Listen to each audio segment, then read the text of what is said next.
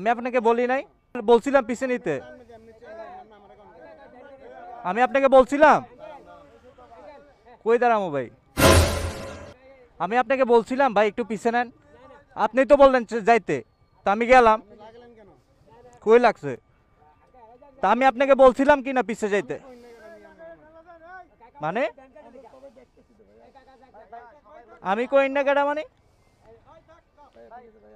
আচ্ছা আমার রংটা কি কোন? আমি আরে বলছিলাম, আমি আপনাকে বলছিলাম কি না? তা আমি তো গেলাম।